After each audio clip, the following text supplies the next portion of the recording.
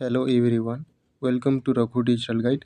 आज वीडियो रे आमे जानिबा सुभद्रा टंकार जो चतुर्थ किस्ती फोर्थ इंस्टॉलमेंट जो आसीबार अछि तार विषय रे देखंतु। डेट टी डिक्लेरेशन हो जाइछि मार्च 8 इंटरनेशनल वुमेन डे अंतर्जातीय महिला दिवस उपलक्षे चतुर्थ किस्ती सुभद्रार चतुर्थ किस्ती तामाने दियाजिवो। देखंतु आ गोटे कथा क्यों माननकु 5000 मिलिबो एवं क्यों माननकु 10000 मध्य मिलिबो। देखंतु जो माने प्रथम किस्ती ठारू तृतीय किस्ती पर्यंत 5-5000 पाइछंती से माने एबे चतुर्थ किस्ती मार्च 8 रे जो मिलिबाकु जाउछि सेतिरे मध्य 5000 टंका पाइबे। आउ एठा डिस्बर्समेंट मेथड ता माने डायरेक्ट बेनिफिट ट्रांसफर डीबीटी माध्यम रे पैसा ट्रांसफर करा जाई थाई। देखंतु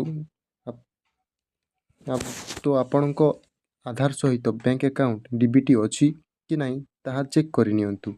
जदि आपणको डीबीटी ता माने एक्टिव नहीं इनएक्टिव अछि ताले एक्टिव करि नियंतु, नहले आपण सुभद्रा टंका पाइबारे वंचित हो रही जिवे।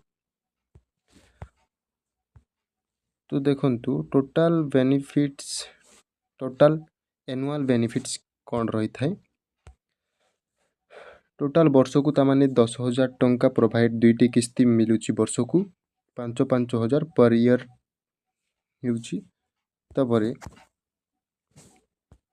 आ गोटे कथा देखंतु जे क्यों मानकु तामाने 10,000 टंका मिलिबो एका संगे जेउ माने नुआ करी आवेदन करिसंती सुभद्रा योजना से मानकु जहा कि हमर 2025-26 रे आवेदन करिसंती से मानकु डबल मिलिबो इंस्टॉलमेंट 10,000 टंका पाइबे से माने मार्च 8 तारिख रे। यह पई एलिजिबिलिटी कोन आपण तो जानि थेबे निहाती एज रिक्वायरमेंट कोन अछि 21 वर्ष रु 60 वर्ष मध्य रे आपण होइथिले आपण एही योजना आवेदन करि परिबे। यह आवेदन करबा पर मैंडेटरी होउची ई केवाईसी जहा कि हमर डीबीटी बा आधार सीडिंग कोआ जाय। आधार सीडिंग ई केवाईसी आपण नथिले आपण माने ऑनलाइन त माने करि परिबे नाही, जहा फल रे कि यह साधारणतः डीबीटी माध्यम रे आप जहा कि आपण बैंक अकाउंट आधार सीडिंग माध्यम रे पैसा ट्रांसफर करा जाय थाय। सो सेति पय आपण को डीबीटी करबा निहाती आवश्यक अटे। जदि डीबीटी नाही ताले आपण को नुआ आवेदन करिथंती कि आपण आवेदन मध्य करिथिले एही पैसा पाई परिबे नाही।